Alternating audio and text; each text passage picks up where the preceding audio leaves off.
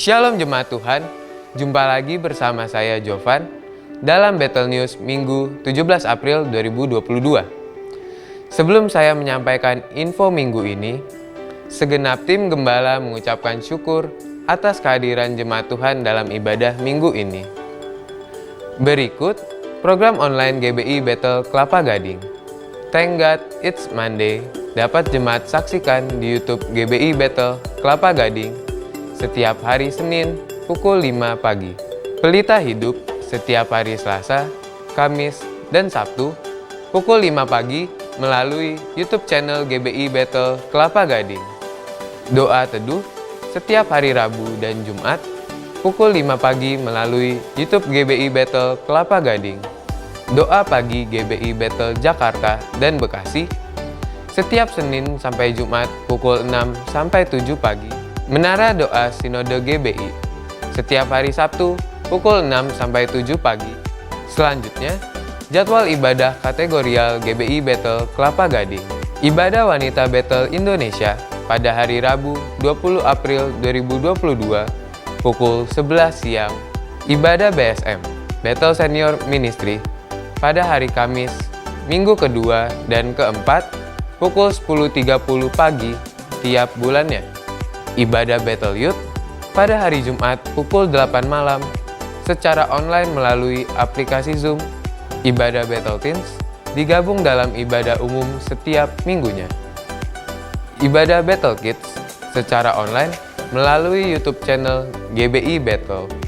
Ibadah Raya Onsite GBI Battle Kelapa Gading tanggal 24 April 2022 pukul 7.30 pagi dengan tema Menyalibkan Kedagingan, dilayani oleh Pendeta Julius Ishak Abraham. Jemaat sudah tidak perlu melakukan pendaftaran.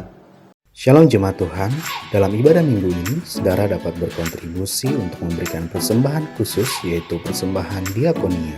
Persembahan diakonia diperuntukkan untuk mensupport jemaat GBI Battle Jakarta dan Bekasi yang mengalami kesulitan ekonomi, serta mendukung akses sosial bagi orang-orang yang membutuhkan. Persembahan diakonia dapat Anda salurkan melalui nomor rekening berikut, yaitu Bank BCA 413-3045-981 atas nama Gereja Battle Indonesia. Tuhan Yesus memberkati.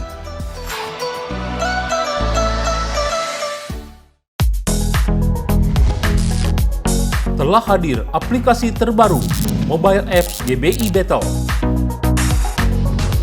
Install melalui Google Play dan App Store.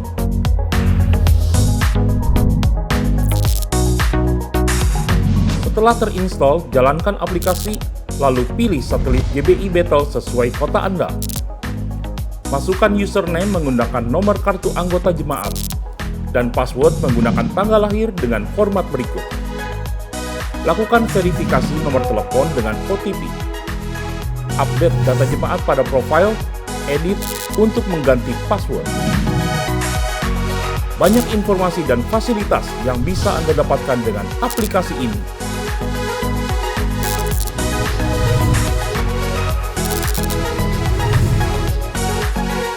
Download di Google Play dan App Store sekarang juga.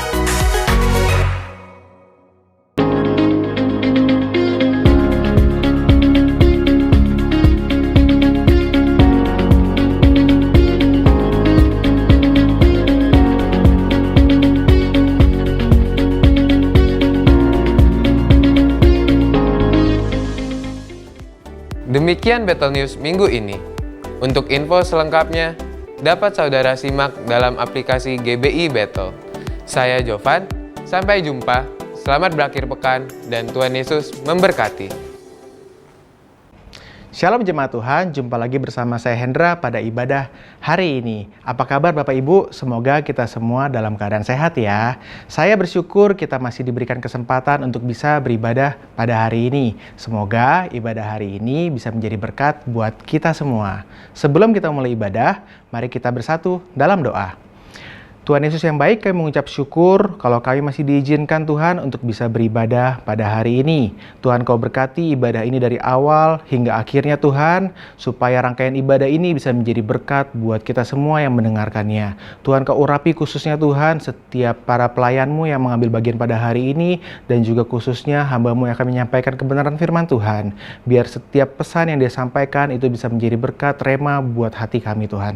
Terima kasih Tuhan, kami undang Kau hadir di tengah-tengah ibadah kami dan memberkati kami semua. Setiap kita yang percaya, mari kita sama-sama kita katakan amin. Selamat beribadah. Shalom jemaat Tuhan, haleluya. Hari ini kita mau sama-sama memuji Tuhan. Kita mau memasuki rumah Tuhan dengan hati bersyukur. Mari jemaat Tuhan yang mau dipenuhi sukacita, sama-sama nyanyikan lagu ini bersama saya. Katakan,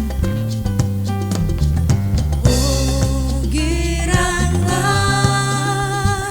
oh giranglah, Tuhan Yesus amat cinta pada saya. Oh giranglah, oh giranglah, oh giranglah, Tuhan Yesus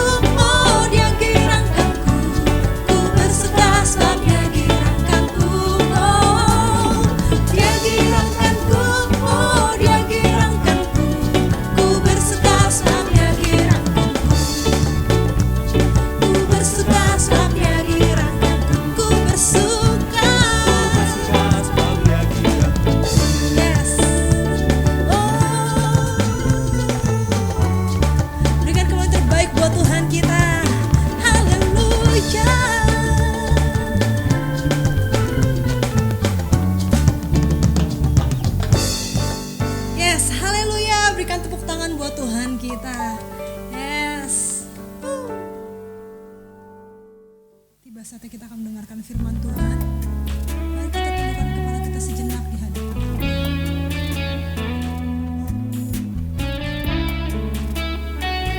Sungguh kami kagum Tuhan akan kebesaran-Mu, akan kemuliaan-Mu Tuhan.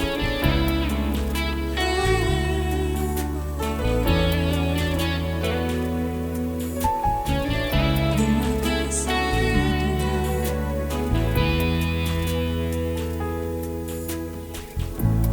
Ku kagum akan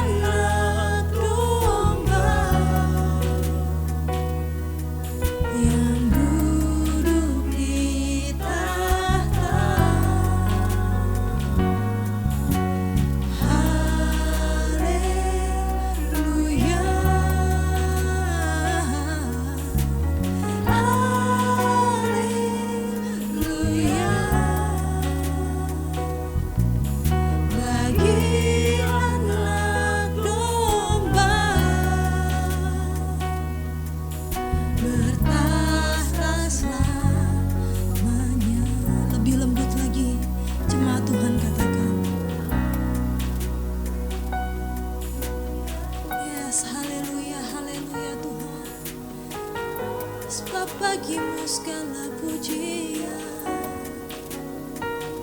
Namamu ditinggikan, yang duduk di tahta.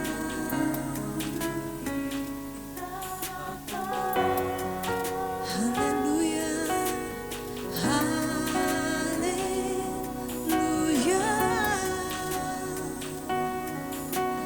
haleluya.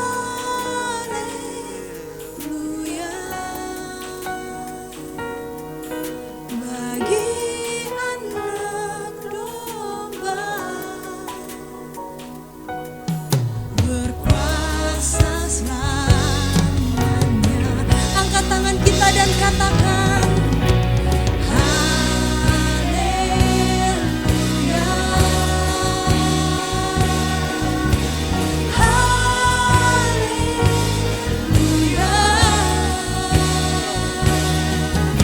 Bagi anak domba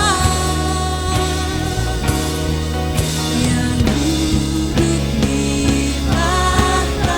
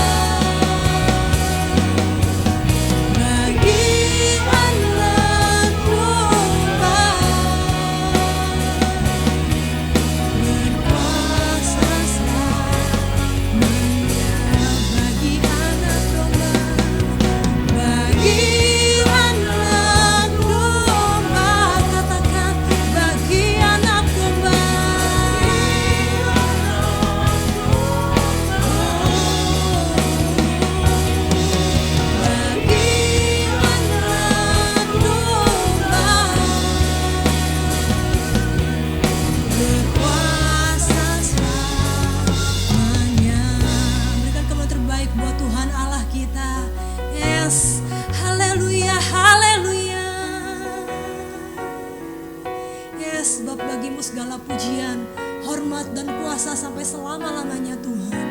Yes, biar sebentar ya Bapa, kalau kami akan duduk mendengarkan firman-Mu. Kami percaya Tuhan, biar firman-Mu yang berbicara kepada setiap kami, firman-Mu yang menguatkan setiap langkah kami ya Tuhan. Bekerjalah, sentuhlah hati setiap kami ya Bapa. Hanya di dalam nama Tuhan Yesus Kristus, kami siap mendengarkan firman-Mu. Haleluya. Amin. Shalom, selamat hari Paskah. Hari ini saya akan menyampaikan firman dengan judul Kebangkitan Yesus Mengubah Kehidupan. Saya akan bacakan Lukas pasal 24 ayat 13-16 yang berbunyi demikian. Pada hari itu juga 2 orang dari murid-murid Yesus pergi ke sebuah kampung bernama Emmaus yang terletak kira-kira 7 mil jauhnya dari Yerusalem. Dan mereka bercakap-cakap tentang segala sesuatu yang telah terjadi. Ketika mereka sedang bercakap-cakap dan bertukar pikiran, datanglah Yesus sendiri mendekati mereka, lalu berjalan bersama-sama dengan mereka. Tetapi ada sesuatu yang menghalangi mata mereka, sehingga mereka tidak dapat mengenal Dia. Saudara sekalian, hari Paskah adalah hari kebangkitan Tuhan Yesus. Ini membuktikan bahwa Yesus adalah Tuhan. Karena Dia bisa bangkit dari kematian. Semua manusia, bahkan pemimpin agama manapun, mati dan tidak bangkit. Hanya Yesus yang mati, bangkit, naik ke sorga, dan akan datang kembali untuk kali yang kedua. Semua orang memiliki kuburannya masing-masing. Tapi saya pernah ke Garden Tomb, di tempat di mana dipercaya bahwa Yesus juga dikuburkan di sana. Dan kuburnya kosong, hanya ada tulisan, He is not here for he is risen. Dia tidak ada di sini sebab dia sudah bangkit. Saya pernah mendengar sebuah cerita. Sebelum Yesus mati, dia pernah ngobrol kepada Yusuf Arimatea dan bilang begini, Sup, boleh nggak saya pinjam kuburan kamu? Loh, buat apa Tuhan? Oh, saya ingin berlibur di akhir pekan, ya weekend vacation. Saya akan check in hari Jumat dan saya akan check out pada hari Minggu. Dan saya akan rapikan semuanya. Dan Yesus menggenapi janjinya. Dia mati pada hari Jumat, dia bangkit pada hari Minggu. Karena dia adalah Raja di atas segala raja, Tuhan sang pemilik kehidupan. Nah, kalau Yesus bisa bangkit dari antara orang mati, berarti dia berkuasa atas maut. Dan dia juga sanggup mengubahkan kehidupan kita, bahkan memperbaharui kita menjadi orang-orang yang berkenan kepada dia. Nah, saudara sekalian, hari ini saya akan mengajak untuk kita melihat 4 kebenaran bagaimana dengan kuasa kebangkitan Yesus, Yesus sanggup mengubahkan kehidupan. Yang pertama, saya lihat Yesus mengubah arah kehidupan. Alkitab mencatat di hari Paskah, pada hari itu 2 orang murid berjalan ke Emmaus yang letaknya 7 mile atau 11 kilometer sebelah barat daripada Yerusalem. Kita tahu matahari terbit di sebelah timur dan tenggelam ke sebelah barat. Berarti mereka berjalan menuju sunset, menuju tempat di mana matahari tenggelam. Kenapa mereka ke Emmaus? Karena mereka kecewa sebab Yesus yang selama ini menjadi harapan mereka telah mati. Nah, sebetulnya Tuhan ingin agar secara rohani kita ini berjalan ke arah matahari terbit, sunrise. Dalam Bilangan pasal 21 ayat 11 dalam New King James Version dikatakan demikian, and they journeyed in the wilderness which is east of Moab toward the sunrise. Mereka berjalan di padang pasir, di padang gurun ke arah timur Moab, dan mereka berjalan menuju atau ke arah matahari terbit. Saudara-saudara, pada masa kini ada banyak orang yang sedang ketakutan, cemas terhadap apa yang terjadi. Kalau boleh diibaratkan, mereka sedang berjalan ke arah sunset, ke arah matahari tenggelam. Banyak orang khawatir akan virus ini, jangan-jangan mereka ketularan. Ada yang khawatir karena penghasilan mereka akan anjlok. Ada yang khawatir, takut ada chaos, penjarahan, kekacauan dan terjadi. Tetapi saya mau katakan, karena kita punya Yesus yang bangkit, ada pengharapan. Percayalah, this too shall pass. Ini semua akan berlalu. Badai pasti akan berhenti. Karena Tuhan berkuasa untuk meneduhkan semuanya. Saudara, saya percaya kalau orang ketemu dengan Yesus, arah hidupnya berubah. Dari hidup yang tidak punya pengharapan menjadi hidup yang penuh dengan pengharapan. Seperti pada ayat 33, setelah mereka sadar Yesus bersama dengan mereka, mereka kembali lagi ke Yerusalem yang ada di sebelah timur. Kiranya bukan soal jarak atau lokasi yang penting, tapi sikap hati kita setelah ketemu Yesus, ada sunrise, ada matahari terbit, ada pengharapan di dalam kehidupan kita. Saya membaca dalam Yeremia pasal 29 ketika orang Israel ada di pembuangan Babel dan mereka sangat tertekan. Mereka adalah bangsa budak. Tetapi firman Tuhan datang kepada mereka melalui Nabi Yeremia. Dan bunyinya adalah demikian. Yeremia 29 ayat 10 dan 11. Sebab beginilah firman Tuhan, apabila telah genap 70 tahun bagi Babel, barulah aku memperhatikan kamu. Aku akan menepati janjiku itu kepadamu dengan mengembalikan kamu ke tempat ini. Sebab aku ini mengetahui rancangan-rancangan apa yang ada padaku mengenai kamu. Demikianlah firman Tuhan, yaitu rancangan damai sejahtera dan bukan rancangan kecelakaan, untuk memberikan kepadamu hari depan yang penuh harapan. Saudara, Tuhan berkata, ada waktuku yang kamu harus taati. Tapi setelah waktuku genap, maka aku akan mengembalikan kamu ke Yerusalem. Sebab aku ini punya rancangan masa depan yang cerah. Saya percaya ini juga rancangan Tuhan dalam kehidupan kita. Tetap punya pengharapan di dalam Yesus yang bangkit. Saya teringat reformator besar Martin Luther, karena banyak sekali tekanan yang dialami pada masa hidupnya. Dia menjadi frustrasi, dia depresi, sedih. Istrinya berkali-kali berusaha untuk menguatkan dia, tapi rasanya tidak ada efeknya.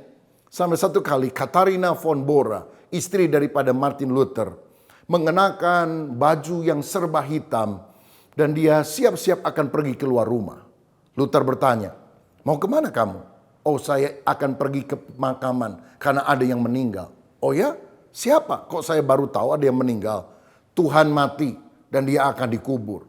Martin Luther berkata, jangan ngomong sembarangan. Tuhan tidak mati, dia bangkit. Dan istrinya berkata, kalau kamu tahu Tuhan bangkit, mengapa kamu murung selama berhari-hari? Miliki pengharapan, karena Yesus bangkit. Dan perkataan itu menyentakkan Martin Luther. Dan dia semangat bergairah lagi untuk melakukan pelayanan di dalam kehidupannya. Saudara-saudara, saya juga mau katakan, di tengah wabah virus corona, kesulitan ekonomi, kita masih punya Tuhan yang hidup, yang sanggup memberikan kemenangan dalam hidup saudara. Saudara, jangan hanya lihat soal wabahnya, tapi apa rencana Tuhan di balik semuanya ini. Saya percaya akan ada revival ketika orang-orang sadar bahwa hidup manusia sangat terbatas dan kita semua membutuhkan Tuhan. Dalam Yesaya 60 ayat 1-3 firman Tuhan berkata, bangkitlah menjadi teranglah, sebab terangmu datang dan kemuliaan Tuhan terbit atasmu. Sebab sesungguhnya kegelapan menutupi bumi dan kekelaman menutupi bangsa-bangsa. Tetapi terang Tuhan terbit atasmu dan kemuliaannya menjadi nyata atasmu. Bangsa-bangsa berduyun-duyun datang kepada terangmu dan raja-raja kepada cahaya yang terbit atasmu. Hari-hari ini kegelapan, wabah, bencana sedang melanda seluruh dunia. Tetapi saya percaya semua terjadi seizin daripada Tuhan. Karena akan menyadarkan betapa kita terbatas. Lalu kita mencari Tuhan. Dan barang siapa yang berseru kepada nama Tuhan akan diselamatkan. Biar kita sungguh menantikan Tuhan menyatakan kemuliaannya. Saudara, biar arah kehidupan kita berubah. Dari hidup berjalan menurut keinginan sendiri. Menjadi berjalan sesuai dengan kehendak Tuhan. Ada pertobatan karena kita mengubah arah hidup ini. Yang kedua, melalui kebangkitannya Yesus memberi makna kehidupan.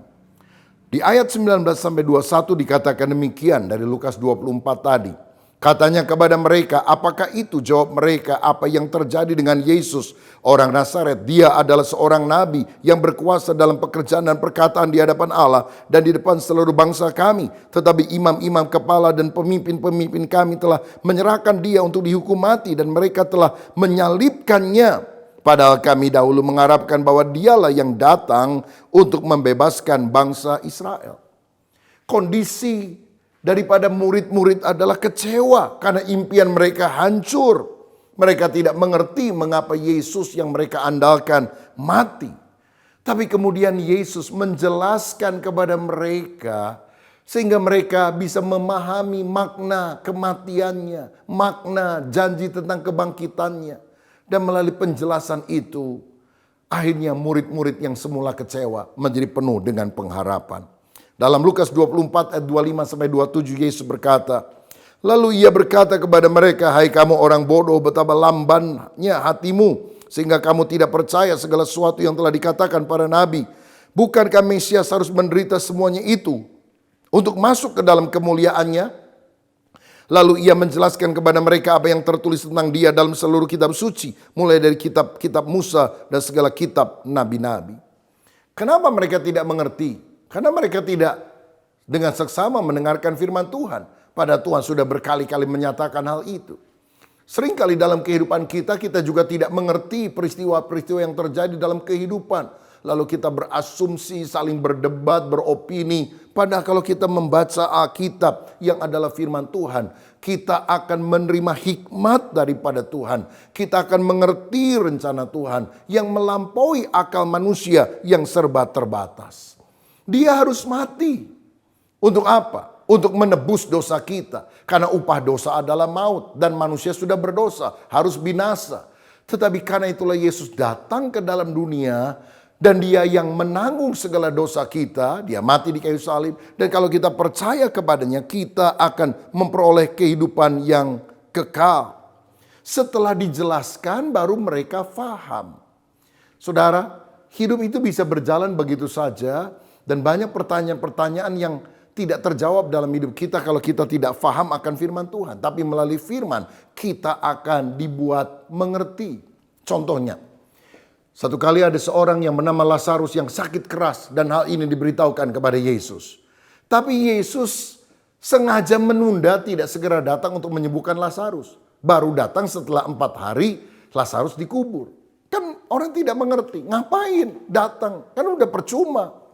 Tapi tahukah saudara, Justru Yesus punya rencana yang lebih dahsyat. Sebab kalau dia langsung datang, mujizatnya kecil. Orang yang sakit menjadi sehat. Tapi karena dia menunda kedatangannya, mujizatnya lebih besar. Orang yang mati menjadi bangkit. Dan orang percaya bahwa Yesus adalah Mesias. Bukankah rencana Tuhan sangat luar biasa? Saudara, saya ambil contoh. Satu kali ada orang naik kapal bersama-sama. Tiba-tiba ada orang entah gimana, mungkin dia sedang ada di geladak, kurang hati-hati, dia terjatuh masuk ke dalam lautan. Waduh, dia menjerit-jerit karena nggak bisa berenang.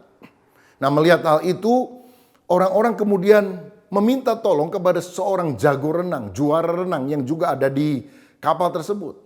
Tapi ketika melihat orang ini timbul, tenggelam, naik turun di laut itu, dia sengaja menahan diri, tidak segera lompat. Orang bilang lompat, lompat, lompat. Dia bilang sabar, saya akan tolong. Tapi dengan cara saya. Setelah orang itu lemes, saudara, yang tenggelam tadi. Maka orang jago renang ini melompat dan langsung dia tangkap orang yang sudah lemas ini. Dan ada tali dan ditarik ke atas, selamat. Lalu orang-orang tanya, kenapa kamu tidak tolong dari tadi? Ini orang sudah setengah mati baru kamu tolong. Dia bilang, tadi dia bisa meronta-ronta dengan kekuatannya. Kalau saya turun, waduh, dia akan panik meronta-ronta. Membahayakan kami berdua. Karena itu saya biarkan aja dia meronta-ronta sampai udah lemes. Baru dia kemudian saya tolong. Dan dengan cepat kita bisa mengangkat dia ke atas. Saudara, kadang-kadang apa yang Tuhan lakukan beda dengan yang kita pikirkan. Tuhan punya waktu, Tuhan punya rencana. Di balik semua peristiwa yang ada. Tapi percayalah, ini baru kita pahami kalau kita bisa mengerti pikiran Tuhan yang kita baca melalui firman. Karena firman itu memberikan hikmat, memberikan arahan. Saudara, apa maknanya? Apa hikmahnya? Apa berkatnya ketika kita menghadapi virus ini? Saudara, kita semuanya stay at home, ada di rumah. Dan lihatlah dalam beberapa minggu ini, bumi tampaknya beristirahat, lingkungan tampaknya mulai dibersihkan dari polusi yang begitu luar biasa. Dan akhirnya udara menjadi lebih bersih. Dan bukankah ini sesuatu yang sangat berguna untuk manusia yang tidak bisa diupayakan walaupun dengan perundingan para presiden hebat di meja-meja perundingan. Lagi pula melalui wabah ini kita bisa kumpul bersama dengan keluarga. Membangun komunikasi satu dengan yang lain. Bisa meningkatkan doa bersama. Karena itu jangan hanya lihat masalahnya. Lihat rencana Tuhan yang indah di balik masalah. Karena hanya Yesus yang bisa memberikan makna dalam kehidupan kita. Jadi yang pertama Yesus mengubah arah kehidupan. Yang kedua Yesus memberi makna kehidupan. Dan yang ketiga sekarang, Yesus menawarkan pilihan dalam kehidupan. Ayat 28 dan 29 berkata, mereka mendekati kampung yang mereka tuju, lalu ia berbuat seolah-olah hendak meneruskan perjalanannya. Tetapi mereka sangat mendesaknya, katanya, tinggallah bersama-sama dengan kami sebab hari telah menjelang malam dan matahari hampir terbenam. Lalu masuklah ia untuk tinggal bersama-sama dengan mereka. Ada lagu yang berkata, tinggal sertaku kawan yang kudus, telah hampir malam jangan jalan terus, tiada tolongan hanya padamu, silakan Tuhan tinggal sertaku. Inilah undangan mereka kepada Tuhan. Dikatakan Yesus seolah-olah akan melanjutkan perjalanan. Di sini kita melihat bahwa Yesus itu pribadi yang sangat sopan. Dia tidak pernah memaksa. Tetapi dia menanti undangan kita untuk berkata, welcome Lord, masuklah dalam rumah tangga dan kehidupan kami. Saudara, salah satu anugerah Tuhan yang luar biasa bagi kita umat manusia adalah dia memberikan free will, kehendak bebas untuk kita bisa mengundang Tuhan masuk ke dalam kehidupan kita. Ketika manusia pertama ditaruh Tuhan di Taman Eden, Tuhan menaruh pohon yang di tengah. Nah, kenapa Tuhan menaruh pohon pengetahuan baik dan jahat ini ada di tengah taman tersebut? Bukankah Tuhan tahu mereka akan jatuh di dalam dosa dengan tidak taat kepada Tuhan? Saya mau katakan sebetulnya Tuhan memberikan kehendak bebas kepada manusia untuk taat atau berontak kepada Dia. Karena manusia tidak diciptakan sebagai robot. Dan kalau kita dikehendaki oleh Tuhan untuk mencintai Dia, itu harus karena sukarela, bukan karena terpaksa. Tuhan mau kita taat karena kasih. Nah, saudara sekalian, kita harus mengerti ada dua jenis kehendak Tuhan. Yang pertama disebut sebagai ketetapan Tuhan. Ini sifatnya mutlak, pasti akan terjadi karena hanya mengandalkan kedaulatan Allah. Tetapi yang kedua disebut sebagai keinginan Tuhan. Nah, ini sifatnya relatif karena juga melibatkan tanggung jawab manusia. Misalnya, Tuhan ingin saudara berumur panjang, tapi kalau engkau menjatuhkan diri dari lantai 10 di sebuah apartemen pada usia 30 tahun, engkau akan mati. Tuhan mau, Tuhan ingin saudara hidup kekal dengan cara menerima Yesus sebagai Tuhan dan Juru Selamat. Tapi kalau saudara menolak Dia, maka engkau akan terhilang sampai selama-lamanya. Karena itulah Wahyu 3:20 berkata, lihat aku berdiri di muka pintu dan mengetuk. Jika ada orang yang mendengar suaraku dan membukakan pintu, aku akan masuk mendapatkannya dan aku akan makan bersama-sama dengan dia dan ia bersama-sama dengan aku. Yesus mengetuk pintu hati kita. Maukah kita membukanya? Saudara, apakah saudara pernah lihat ada gambar Yesus mengetuk pintu hati? Ada orang yang bilang gambar itu mengandung kesalahan karena tidak ada handle-nya dari luar. Tapi sebetulnya gambar itu tepat karena handle untuk membuka pintu itu hanya ada di dalam. Yesus hanya mengetuk, tapi Dia tidak memaksa mendobrak masuk ke dalam. Kitalah yang harus memegang handle pintu dan membukakan dan berkata, welcome Lord. Saudara-saudara, sementara kita berada pada masa stay at home ini, maukah engkau mengundang Yesus masuk dalam hidupmu? Sehingga setiap hari engkau berdoa, membaca firman, hidup dalam pujian penyembahan, mendirikan mesbah keluarga. Semua tawaran ada dalam tangan saudara untuk menentukan pilihannya. Apakah engkau mau marah-marah, mau jengkel, ataukah engkau melihat hari-hari ini orang yang membutuhkan uluran tanganmu dan saudara mau berbagi berkat bagi mereka. Pilihlah pilihan yang tepat. Dan yang terakhir saudara sekalian, melalui kebangkitan Yesus, kita lihat bahwa Yesus hadir dalam kehidupan. Ayat 30 dan 31 dikatakan demikian. Waktu ia duduk makan dengan mereka, ia mengambil roti, mengucap berkat, lalu memecah-mecahkannya dan memberikannya kepada mereka. Ketika itu terbukalah mata mereka dan mereka pun mengenal Dia, tetapi ia lenyap dari tengah-tengah mereka. Kapan mereka mengenal Yesus? Waktu Yesus memecah-mecahkan roti dan membagikan kepada mereka. Mungkin mereka pernah mengalami pengalaman ini setidaknya ketika Yesus memecahkan roti dan membaginya untuk memberi makan 5.000 orang.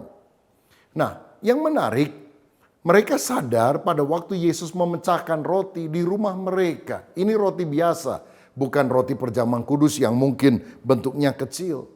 Dan saya ingin katakan, kita bisa menghayati kehadiran Tuhan bukan cuma di meja perjamuan kudus di gereja, tapi di meja makan kita masing-masing. Artinya Tuhan terlibat dalam hidup kita sehari-hari. Ingatkah saudara mujizat pertama air biasa berubah jadi air anggur tidak terjadi dalam gedung gereja, tapi terjadi di dalam rumah di kota Kana. Tuhan akan selalu menjadi tamu kehormatan di dalam rumah kita. Maukah kita memberikan tempat yang terbaik bagi Dia, bahkan menjadikan Dia sebagai tuan rumah, penguasa dalam kehidupan kita. Di rumah kita masing-masing, mari kita menghayati kehadiran Tuhan. Ada seorang ibu, bukan pengkhotbah, tapi setiap kali dia masak dan melakukan sesuatu di rumah, dia mengucapkan doa dapur kalau boleh disebut. Waktu dia menyalakan kompor dan api mulai membara, dia berkata, Tuhan, biar api Roh Kudus selalu membara dalam hatiku. Ketika dia mulai memasukkan garam ke dalam sup yang dia masak, dia berkata, jadikan aku garam dunia yang bisa memberikan rasa kepada dunia yang tawar. Pada waktu dia mencuci piring, dia berkata, Tuhan, bersihkanlah hati dan hidupku supaya kau berkenan kepada Tuhan. Doanya sederhana, doa dapur. Tapi itulah doa yang lahir dari orang yang menghayati kehadiran Tuhan. Alami Tuhan di rumah kita masing-masing. Dan biarlah hadirat Tuhan itu mengubah kita. Dan saudara, akibat daripada kesadaran akan kehadiran Yesus yang bangkit. Ayat 32 sampai 34. Kata mereka seorang kepada yang lain, bukankah hati kita berkobar-kobar ketika ia berbicara dengan kita di tengah jalan dan ketika ia menerangkan kitab suci kepada kita? Lalu bangunlah mereka dan terus kembali ke Yerusalem. Di situ mereka mendapati ke-11 murid itu. Mereka sedang berkumpul bersama-sama dengan teman-teman mereka. Kata mereka itu, sesungguhnya Tuhan telah bangkit. Saudara, ini doa saya. Saudara sungguh-sungguh mengalami kehadiran Tuhan. Dan engkau segera memberitakan kabar baik kepada orang-orang lain. Bahwa Yesus sudah bangkit. Ada pengharapan, ada kemenangan. Biarlah kita selalu tergugah untuk menyaksikan kebaikan Tuhan pada hari-hari semacam ini. Ketika bencana sedang melanda dunia, ada banyak orang sekarang yang turun ke jalan-jalan untuk memberitahukan kabar tentang pertobatan. Memberitahukan tentang Yesus. Dan biarlah kita juga menjadi orang yang dipakai Tuhan. Memberitahukan tentang Yesus. Melalui telepon, melalui sosial media, melalui cara apapun juga. Agar sungguh-sungguh Yesus yang bangkit ini benar-benar memberikan kemenangan dalam kehidupan kita. Sekali lagi selamat Paskah, Tuhan Yesus memberkati kita semuanya. Amin. Bapa, hamba berdoa supaya pesan Paskah ini sungguh masuk di dalam hati kami. Yesus, ubahlah arah kehidupan kami. Dari jalan yang sesat pada jalan pertobatan. Dari jalan kekecewaan menjadi jalan pengharapan. Tuhan, kami juga mau mengerti makna kehidupan kami ketika kami membaca kitab suci. Kami juga mau memilih pilihan yang tepat untuk sungguh menjadikan Engkau Raja dalam kehidupan kami. Dan biarlah kami sadar Engkau selalu hadir dan memberikan kemenangan bagi kami. Dalam nama Yesus, hadirlah dalam keluarga kami masing-masing ketika kami mengadakan ibadah keluarga di hari ini. Bapa, terima kasih karena Engkau sudah memberkati ibadah Paskah di rumah-rumah ini. Kiranya penyertaan Tuhan atas kami, memberkati pemerintah kami, bangsa Indonesia, khususnya di dalam perjuangan untuk melawan COVID-19 ini. Kiranya Tuhan memberikan hikmat. Dan hamba berdoa bersama dengan seluruh orang yang percaya. Kiranya setelah Paskah ini, wabah ini mulai menurun, mulai berhenti bahkan pada waktu yang Tuhan tetapkan. Terima kasih Bapa. Sekarang saudara, terimalah kasih dari Allah Bapa Surgawi, kasih karunia Tuhan Yesus Kristus dan persekutuan Roh Kudus menyertai kita sekalian mulai hari ini sampai selama-lamanya. Amin. Shalom Bapak Ibu dan Saudara sekalian, puji Tuhan kita sudah menyelesaikan ibadah pada hari ini dari awal, pertengahan hingga akhirnya. Dan kiranya hari ini kita semua diberikan kekuatan dan hari ini juga ada pertumbuhan rohani, bahkan hari ini menjadi kemenangan bagi kita bersama-sama. Mari kita akan akhiri ibadah ini dan kita akan berdoa bersama-sama. Kami mengucap syukur Tuhan buat ibadah yang kami sudah lakukan, kiranya itu memberikan kekuatan bagi kami semua, bagi seluruh jemaat Tuhan yang ada di rumah. Mari Engkau berikan pertumbuhan rohani dan apapun yang kami dengar melalui firman ini Tuhan bisa menguatkan kami. Tuhan, hamba-Mu juga berdoa khusus buat bangsa dan negara kami, kiranya memimpin Presiden dan Wakil Presiden Jokowi, berikan hikmat akal budi seluruh jajaran Menteri Kesehatan bersama dengan para tenaga medis yang lainnya. Juga hamba-Mu berdoa khususnya buat sektor ekonomi bagi bangsa kami, bagi para wirausaha, bagi seluruh tenaga kerja, kiranya kami tetap juga Tuhan mengandalkan Engkau dan bela kedaulatan Tuhan saja yang terjadi bagi bangsa negara kami. Kami berdoa bagi tim gembala kami, buat Om Julius Parubin dan Pak Suito bersama dengan keluarga, berikan hikmat akal budi bagi mereka semua dan kiranya memberikan kesehatan dan apapun dalam pelayanan mereka, nama Tuhan dipermuliakan. Berkat-Mu ada bagi kami semua, seluruh jemaat-Mu yang ikut ibadah pada hari ini, berikan kekuatan, kesehatan yang prima, bahkan terobosan keuangan. Kalaupun ada masalah keluarga, Engkau berikan pemulihan yang terbaik bagi keluarga ini ya Bapa. Terima kasih Tuhan, terima kasih. Dan pada akhirnya kami mengangkat tangan bersama-sama untuk menerima berkat daripada Tuhan. Diberkatilah keluarga-Mu, diberkatilah pelayanan-Mu, dan diberkatilah pekerjaan-Mu. Marilah kita akan mengakhiri ibadah pada hari ini dengan menerima berkat dari Allah Bapa, kecintaan dari pribadi Tuhan Yesus Kristus dan persekutuan Roh Kudus mulai hari ini sampai selama-lamanya. Mari semua jemaat katakan amin. Dengan demikian ibadah kita sudah selesai. Selamat pagi, Tuhan Yesus memberkati. Shalom.